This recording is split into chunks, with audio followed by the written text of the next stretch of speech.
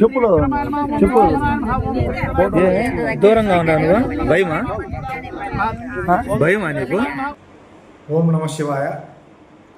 పదకవితా పితామహుడు తాళపాక అన్నమయ్య జన్మించిన తాళపాక అభివృద్ధి చేయాలని ఈ నెల 7వ తారీఖున స్థానిక టీటీడీ ఈఓ జయశ్యామలరావు గారిని కలిసిన పిమ్మట దాంట్లో భాగంగానే చెరువు సుందరీకరణలో భాగంగా చెరువును శుభ్రపరచమని చెప్పడం జరిగింది.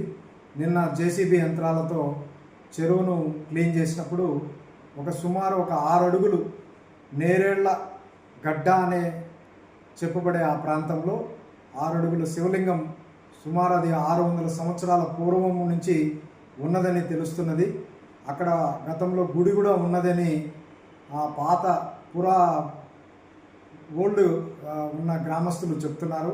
అది చేయేరు కాలువకు లింక్ ఉన్న కారణంగా గతంలో ఎప్పుడో వచ్చిన వరదల కారణంగానో వేరే ఏ కారణంగానో అది కూలిపోయినట్టుంది. విగ్రహం లింగం అయితే చాలా స్పష్టంగా చక్కగా ఉంది.